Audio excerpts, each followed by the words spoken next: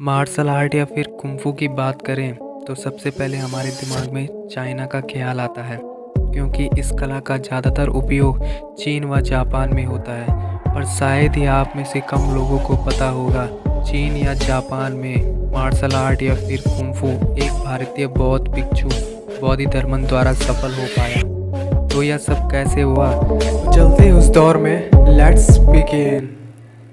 तो बात उस युग की है जब बौद्ध धर्मन चाइना के नानजिंग गांव में पहुंचे। कहते हैं कि इस गांव के ज्योतिषियों की भविष्यवाणी के अनुसार यहां बहुत बड़ा संकट आने वाला था।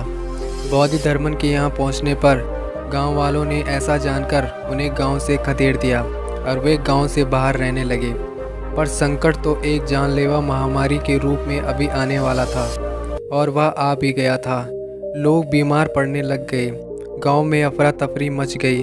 गांव के लोग बीमारी से ग्रसित बच्चे या अन्य लोगों को गांव से बाहर छोड़ देते थे ताकि औरों को यह रोग ना हो।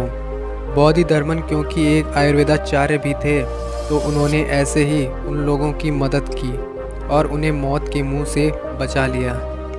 पर संकट यहीं खत्म नहीं हुआ था। उसके बाद गांव पर दूसरा संकट आ गया। हैवानों लुटेरों की एक टोली ने गांव पर हमला कर दिया और वे क्रूर लोगों को मारने लगे। चारों तरफ कत्लेआम मच गया।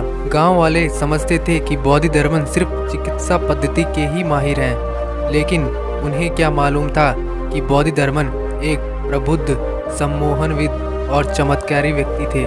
वे प्राचीन भारत के कलारिपिट्टू विद्या में पारंगत थे। कलारिपिट्टू को आजकल मार्शल आर्ट कहा जाता है।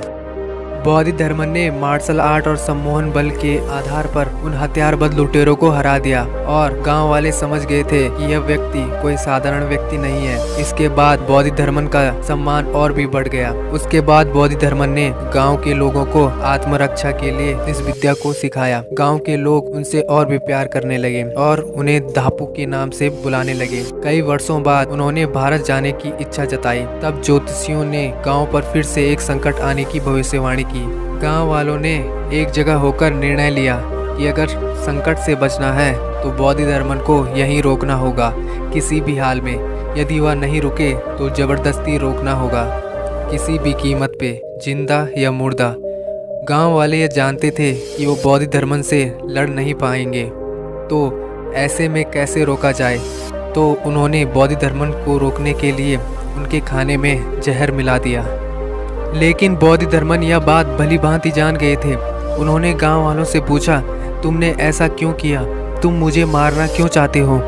गांव वालों ने कहा कि हमारे ज्योतिषियों के अनुसार तुम्हारे शरीर को यहीं दफना दिया जाए तो हमारा गांव हमेशा के लिए संकट मुक्त हो जाएगा। तो बौद्धि धर्मन ने कहा, बस इतनी सी इच्छा।